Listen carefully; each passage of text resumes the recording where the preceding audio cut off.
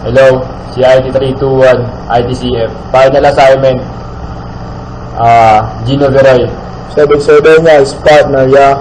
Umpisa namin yung yung final assignment namin sa PowerPoint namin. Okay, ito na yung PowerPoint presentation namin. Bale, ngayon, may PowerPoint presentation kami na idadaanan natin yung ibang importanteng bagay sa Sic3. Tapos, mamaya, magko-config naman tayo. Okay, umpisa, history. In the late 1950, Advanced Research Project Agency, ARPA, was founded in the United States with the primary focus of developing information technology that could survive a nuclear attack. Tapos, through 1970, researchers concentrated on developing protocols for controlling network, moving messages across a system of networks, and allowing for remote access to network. There were computers connected at about 2,000 sites when first email was sent in 1972, but numbers of sites and messages soon mushroomed. By 1975, there were 63 sites. In 1980, 200 host computers were connecting 20,000 people at university, military, and government location. 12 years later, number of hosts has grown more than 1 million internationally. PSB timeline, and in January of 1999, there were more than 43 billion hosts. Internet timeline version 4.1. In the 1970s were a time of research, the 1980s were time of development. The TCP/IP protocol was introduced in 1983. At the University of Wisconsin, the name server was developed. The next year, domain name server DNS was established in 1986. The National Science Foundation developed a system to connect the growing number of hosts. Regional networks were connected to a backbone network, which became known as the NSF-NET. As the internet continued to grow and prosper, ARPANET came to an end in 1989. Just before HTML protocol was introduced in 1990, HTML allowed graphics to send, along with text to create hypertext pages customized to the sender reference. Everything was now in place and for explosive growth. Bale yun, nag-umpisa talaga siya sa because dati yung mga gera-gera dati, mga ganon, para connection ng nung kunyari base namin dito tsaka base nila doon, para makapag-connect kami until such time na ma-develop siya ng ma-develop hanggang napaganda na siya ng napaganda. Tapos ngayon may mga server na tayo na nakakapag-connect yung iba't ibang tao. So yun, second page naman tayo ng presentation namin, which is OSI layers. Ang base niyan is simula taas pababa. So ang pinaka sa taas ay application. Application consists of standard communication services and applications that everyone can use. Ito yung application na kahit sino pwedeng gumamit. So next is presentation. Ensures that information is delivered to the receiving machine in a form that the machine can understand. Next, session. Session manages the connections and terminations between cooperating computers. Then, transport. Transport manages the transfer of data. Also assures that the received data are identical to the transmitted data. Then, network. Network manages the data addressing and delivery between networks. Then, data link. Data link handles the transfer of data across the network media. And the last is physical. Physical defines the characteristics of the network hardware. So, ang technique lang dyan para hindi nyo makalimutan is gumawa kayo ng acronym nyo. So, ang naisip ko kasi is ako po si Totoy na dating playboy. So, ako is A, application, po, is P, for presentation, C is for session, C S is possession, then Totoy, transport, na, network, dating, data link, and Playboy is physical. Kumuha lang kayo ng kung ano yung mas memorize yun ng madali. So, yun. Okay, part 2 na ng presentation namin. Two basic connection, yung most common use. Una, straight cable. Usually use straight cable to connect different types of devices. This type of cable will be used most of the time and can be used to connect a computer to switch, hubs, normal port. Number 2, connect a computer to cable, DSL modems, LAN port.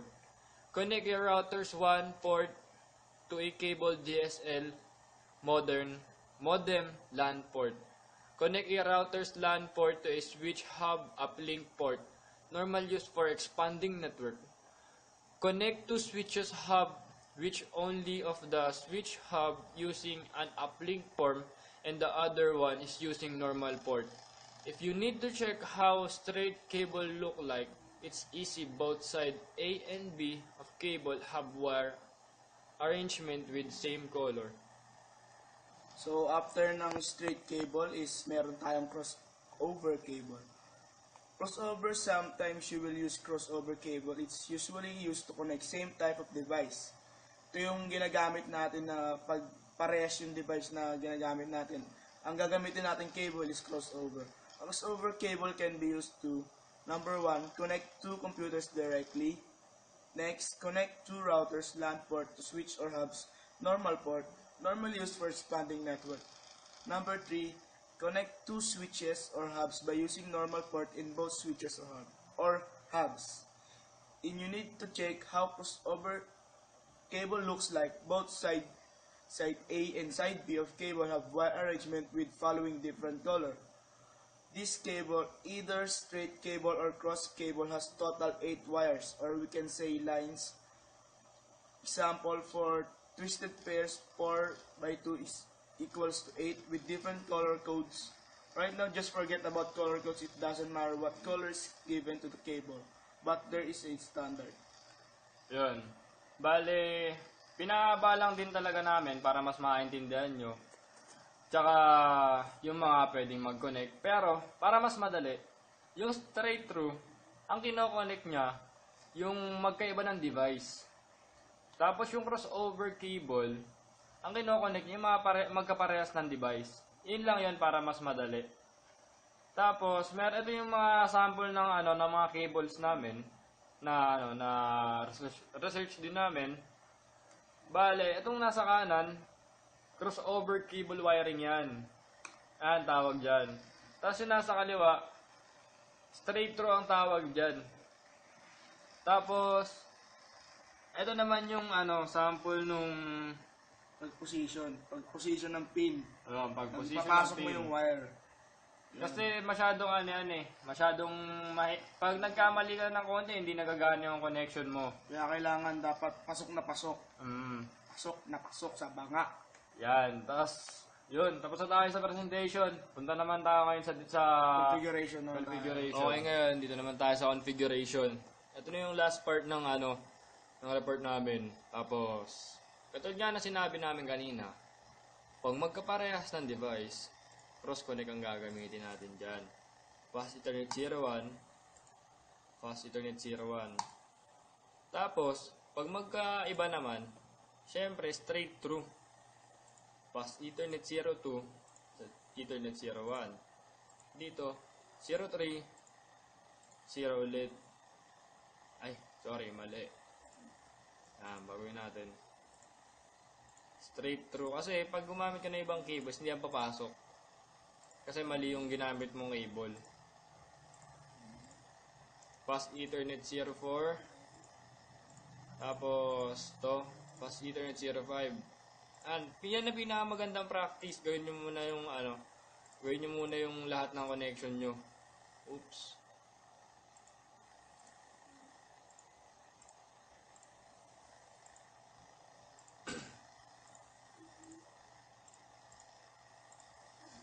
Yan, paulit-ulit lang.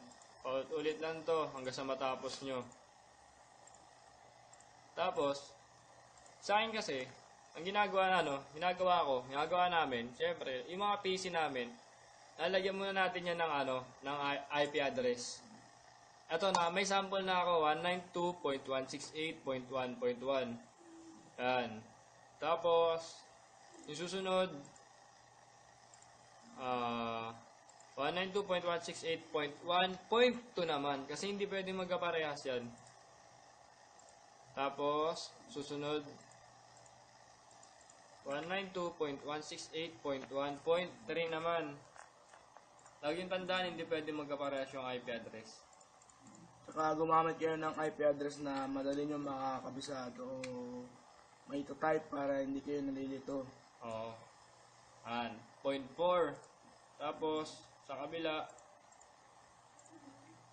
192.168.1.5.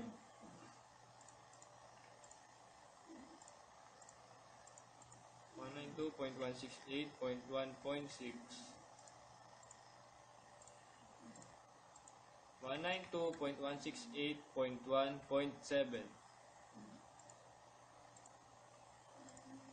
Yan, marami tayo matapos sa 192.168.1.8. Yan. Tapos na tayo sa IP addressing. Bakit ko inuna yung IP addressing? Siyempre, para mamaya, hindi na kayo mahirapan na maglagay pa ng IP addressing kung tapos nyo na i-configure lahat. Para pagkatapos magpiping na lang kayo. Oo, magpiping ka na lang. Dito naman tayo sa unang switch. Config natin yung unang switch, oh. Switch. Enable. Configure terminal. Para makapasok dun sa global settings. Tapos, VTP domain. Yung domain name, kailangan magkaparehas yung sa unang switch saka sa pangalawang switch. Kasi pag hindi yan magkaparehas, parang hindi sila magkakakitaan. Naging problema ko na yan. Kaya dapat makinig kayo. VTP domain max. Tapos end. Tapos, para makita nyo, show VTP status. Yan. As you can see, napalitan yung pangalan nung domain. Naging max na yung pangalan niya. Yan yung nabago. Tapos, dito naman tayo. Siyempre, magko-connect ka. Kailangan mo ng mga VLAN. Ang kailangan mong gawin, conft VLAN 10 exit tas VLAN 20. Para sa inyo, syempre, kailangan, kumbaga gagawa ka ng passage nila na merong VLAN 10, may VLAN 20. Yun, kaya exit agad. Tapos, sunod, ayusin naman natin yung BTP nya. Exit muna tayo ulit. Exit. Enable. Conft. Configure terminal. Tapos, BTP mode client. Client or server yan. Pag server, pwede kang mag-add, pwede kang mag-delete add sa settings. Tapos, client tayo para hindi na pwedeng mag-add or mag-delete. Client. Yan. Setting device is now BTP client mode. Tapos, exit. Tapos, ayan. Gawin natin na pagkukonektahin natin silang lahat. Or, pwede natin gawin na yung dalawa dito,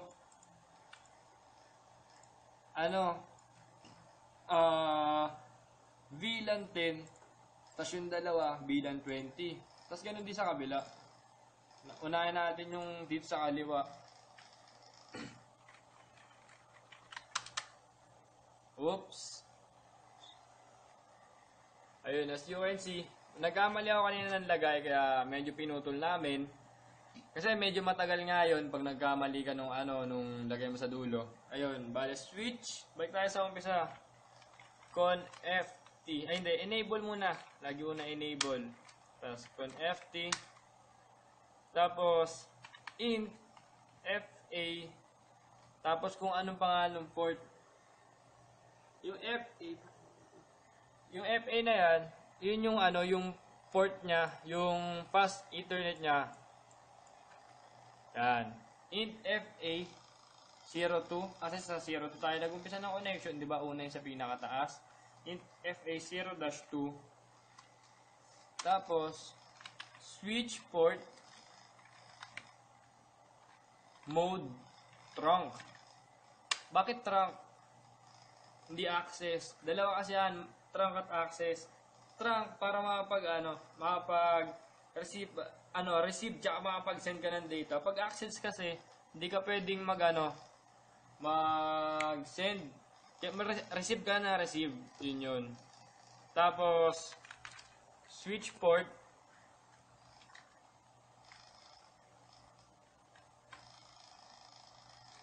And switch port trunk VLAN 10. Una to, 10. Oops, may mali. Yan, nagkamali ako, sorry. Access pala yun. Kasi yun yung pagpapasok niya ng VLAN dun sa sa port na yun. Tapos, exit int FA 0-3. Pangatlong port naman. Tapos, ganun ulit. Paulit-ulit lang. Switch port mode trunk. Tapos, switch port mode access VLAN 10. Oops. Mali. Ito.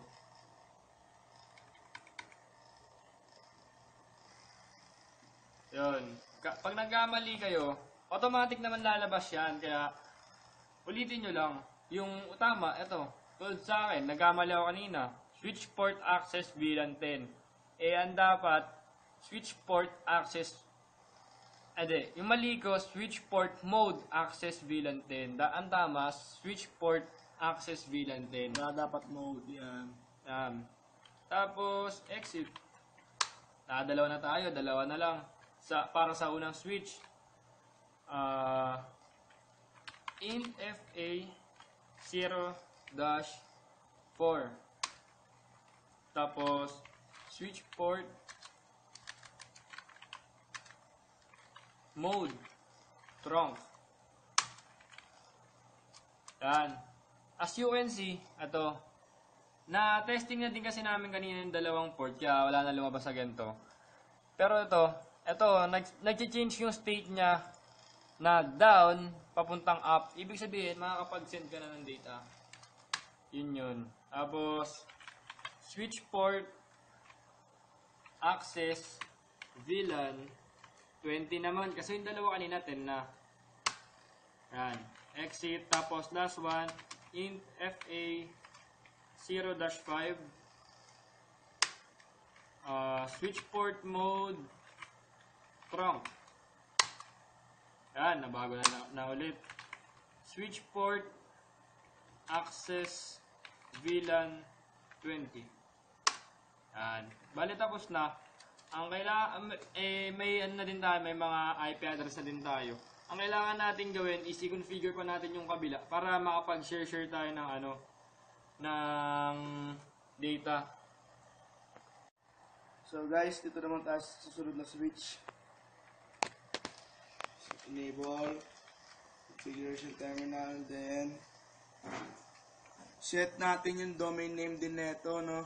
Na parehas din dapat. BTP domain, tas yung name na max. Yun. Change BTP domain name from null to max. So max na yung domain name niya. Hindi, kung gusto nating i-check, so balik tayo sa labas. Show BTP status. Yun. Domain name switch cert is set to max. Okay, so continue tayo. Configuration terminal. And set tayo na ulit ng VLAN. Set natin yung VLAN 10. Exit. VLAN 20. Then exit. Bakit tayo nag-ganyan ulit? Kasi hindi tayo gumamit ng multi-layer switch. So, kailangan, pag wala tayong multi-layer switch, imamano-mano natin yung bawat switch na iset ng VLAN 10 at saka VLAN 20. So, yun.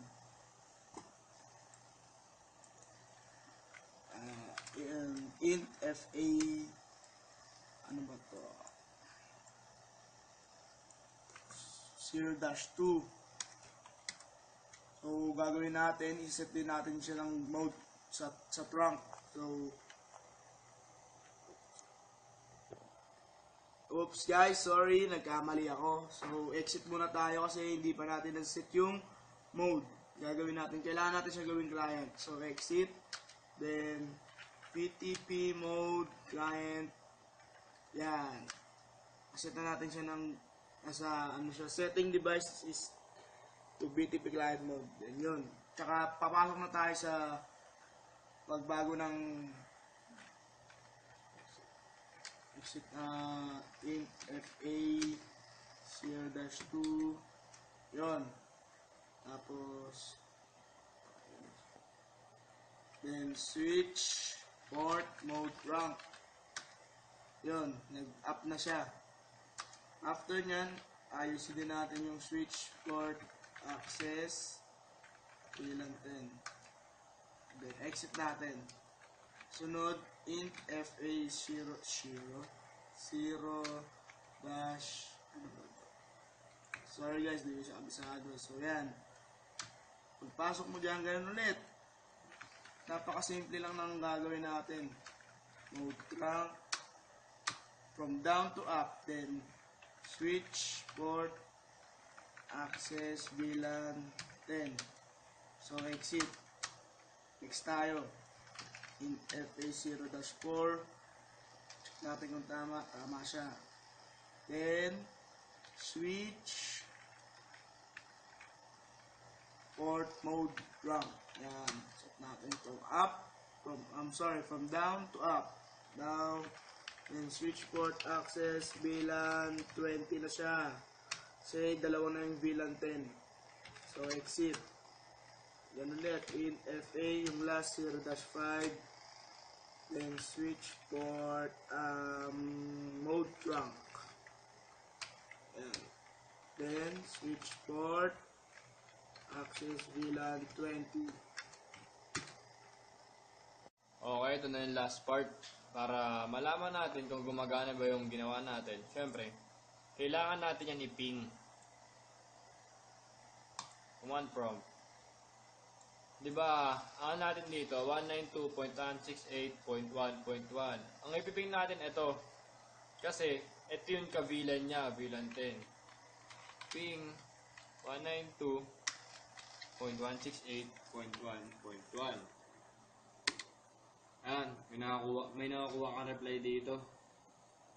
Pero, pag sinubukan mong iping yung hindi niya ka-VLAN, 192.168.1.1.3.3, wala kang makukuha ang reply kasi hindi sila parehas ng VLAN. Kumbaga, hindi sila parehas ng passage.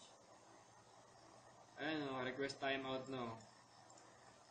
Ano mangyayari dyan? Tapos subukan naman natin yung kabilang VLAN.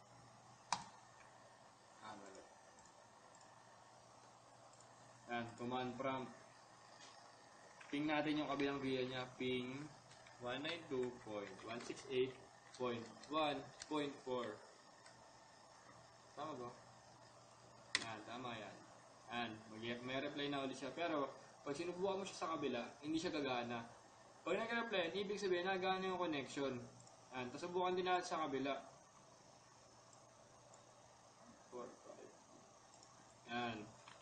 Ping 192.168.1.246. Kasi yun yung kapares niyang VLAN. Ayan, may reply. Tapos subukan din natin iping yung hindi nila kabilan ha. 192.168.1.7. Ayan. Wala ka talaga makakuha ang reply. Ang makakuha mo lang dyan, request timeout. Kasi hindi nga sila magkabilan. Subukan natin dito.